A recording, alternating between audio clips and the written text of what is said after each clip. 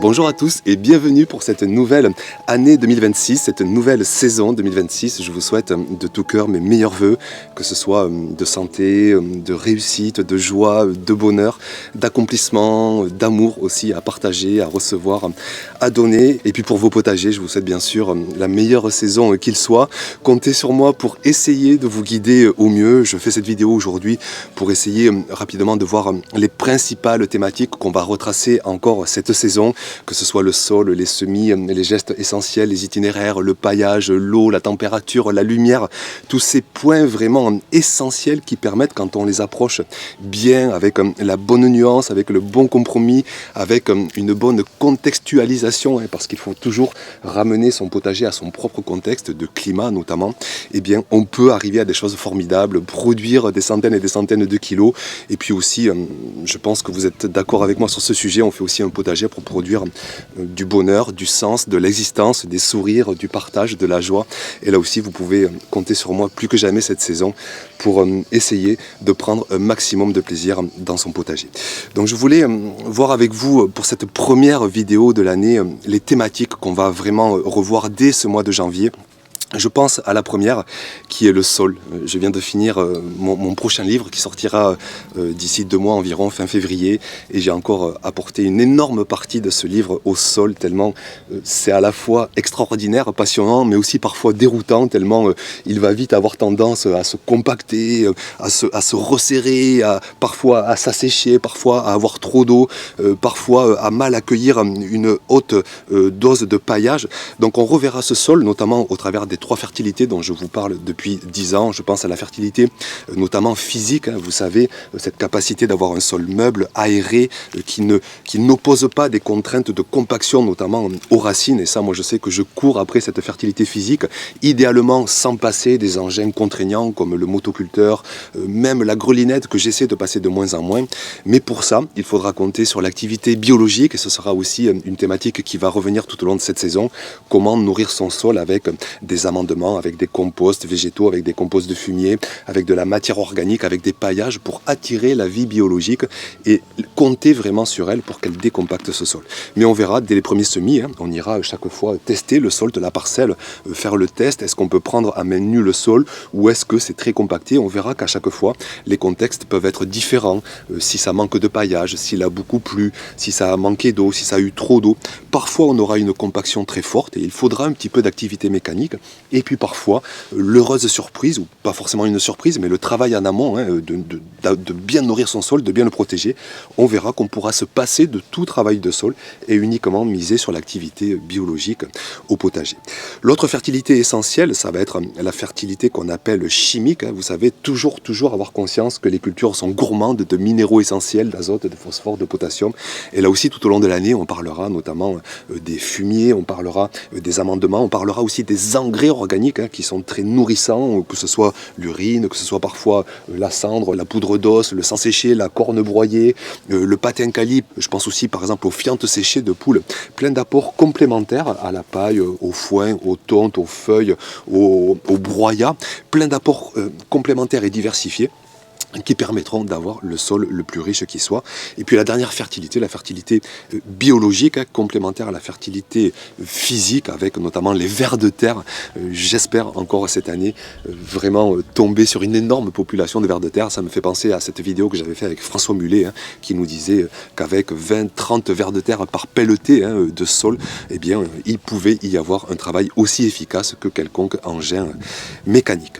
Donc voilà pour cette première thématique de sol qui arrivera très vite. Ça rejoindra la thématique donc des amendements et des engrais régulièrement, je vous dirai, pour chaque semis, pour chaque culture.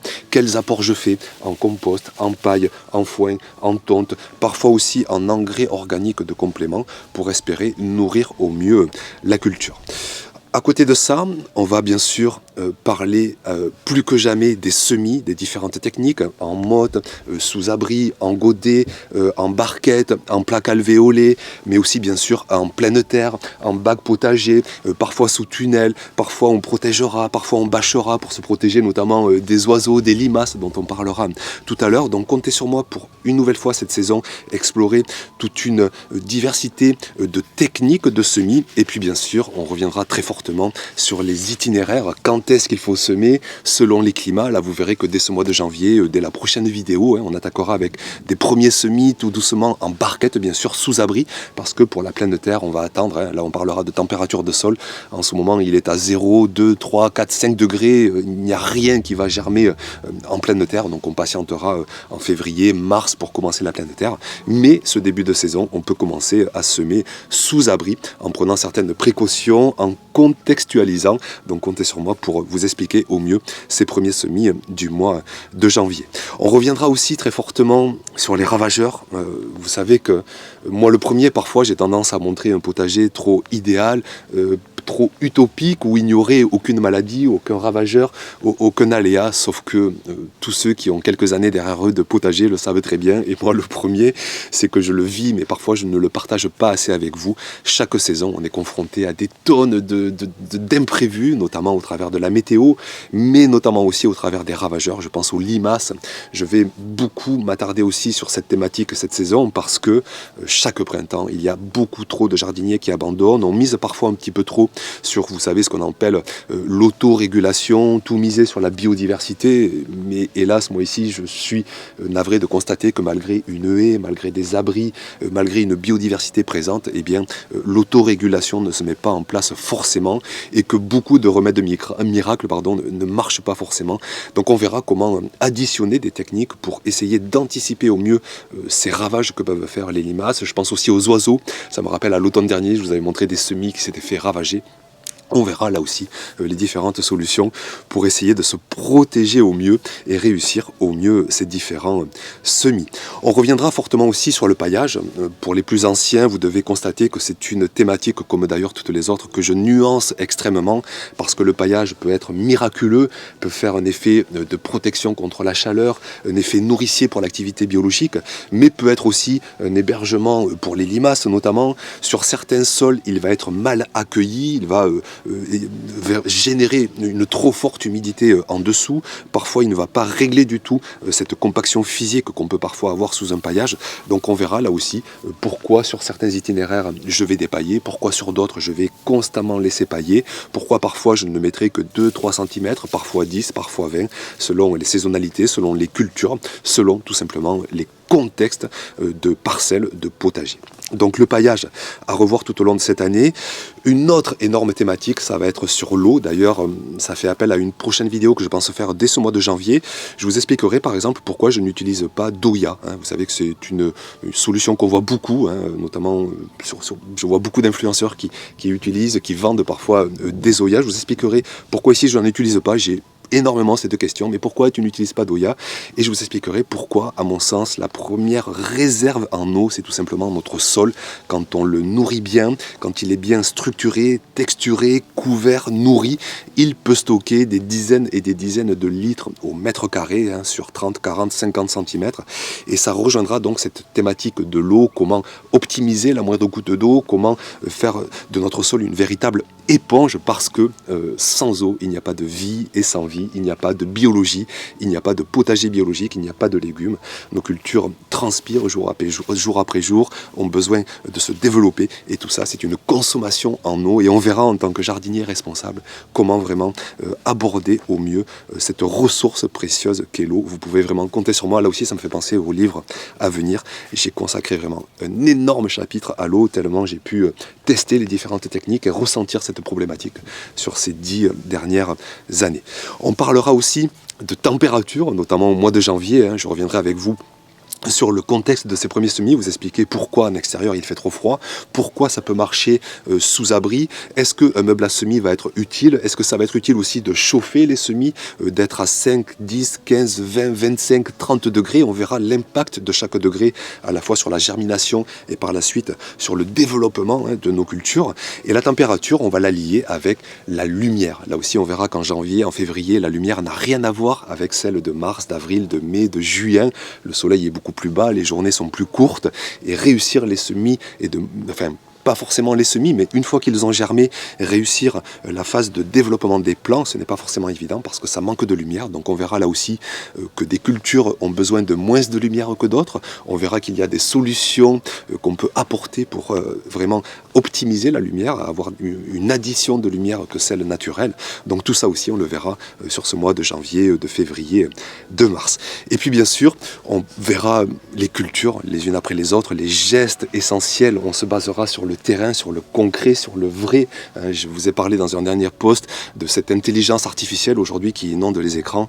Et bien là, on va faire place vous savez, aux cinq sens, à la main, à nos doigts, à ce ressenti, quoi, à cette vie. Et on va dire basta à l'intelligence artificielle pour se baser sur le concret, quoi, sur le vrai, sur ce que témoigne notre potager qui nous donne tant à la fois de leçons d'humilité, mais aussi vraiment de bonheur et de vie. Et là-dessus, comptez sur moi pour vous retranscrire au mieux les moindres gestes pour essayer de réussir au mieux nos semis.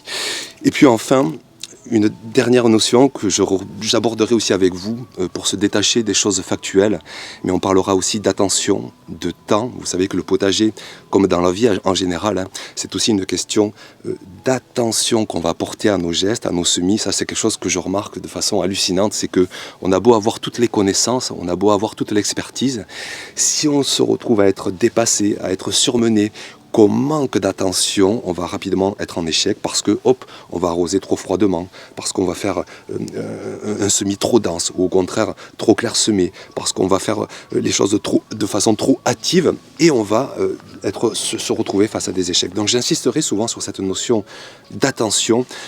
Ça rejoint un peu cette loi d'attraction. Vous savez, quand on est attentif à quelque chose, eh bien on attire à soi quelque part une réussite de ce à quoi on porte de l'attention. Ça marche aussi dans la vie, dans le couple, dans les amis, dans la famille. On reçoit souvent en échange l'attention qu'on donne, qu'on est capable, qu'on peut donner aux autres. Donc voilà pour toutes ces thématiques. Vous voyez qu'il y a du boulot, mais c'est passionnant. Moi, ça fait maintenant plus de 15 ans, plus de 10 ans. Je ferai aussi une vidéo à ce sujet parce que je crois que courant janvier, la chaîne arrive à 10 ans. Et mon Dieu, que le chemin a été extraordinaire. Il y a eu beaucoup d'embûches, que ce soit au potager, que ce soit sur YouTube. Je vous parlerai aussi de tout ça, comment ça a été parfois le paradis, comment ça a été parfois, je dirais presque l'enfer, à me laisser envahir par des choses qui ne sont pas tout le temps bienveillantes. Là aussi, je vous en parlerai, je vous dis notamment au travers d'une vidéo où j'essaierai de vous témoigner ce chemin parcouru sur les 10 dernières années. Donc voilà, je m'excuse un petit peu pour ces dernières semaines d'absence que j'ai pu avoir sur la chaîne. Je me suis vraiment consacré pleinement à l'écriture, à la fin de l'écriture de ce gros bouquin qui sortira là pour la fin février. Et puis j'ai aussi mis à jour l'Almanach 2026, cet outil numérique que vous retrouvez depuis plusieurs années maintenant. Vous êtes des milliers et des milliers à vous l'être procuré tout au long de ces dernières années avec un taux de satisfaction qui est quasiment à 100%. Donc vous avez 270 pages avec vraiment une simplicité d'utilisation, que ce soit sur téléphone, sur portable, sur ordinateur fixe aussi, en quelques clics, vous savez quoi semer, quand semer, en quelle quantité, comment, avec plus d'une cinquantaine de vidéos exclusives, mais surtout une ergonomie de cet outil, une pédagogie qui fait que vous avez réponse à toutes vos questions. Et pour ceux qui sont notamment débutants, j'ai essayé vraiment de créer l'outil que j'aurais rêvé, entre guillemets, avoir il y a plus de 15 ans maintenant, quand je me posais 1001 questions pour savoir quoi semer, quand, comment. Et bien cet outil apporte un complément, je trouve, à la chaîne où là, j'essaie de vous faire vivre l'actualité du potager semaine après semaine. Donc voilà pour cette vidéo. Je vais me soigner un petit peu parce que je commence bien l'année avec un petit rhume. Je pense que je ne suis pas le seul avec cette vague de froid là qui sévit au travers de tout le pays. J'espère que par chez vous, tout va bien pour autant. Donc merci beaucoup pour votre attention. Merci de passer par ici. Comptez vraiment sur moi pour vivre cette nouvelle saison. On se retrouve très vite pour aborder les premiers semis, pour aborder les premières thématiques. Je vous embrasse très fort, prenez soin de vous, prenez soin de vos proches, et puis à très vite pour une prochaine vidéo. Ciao!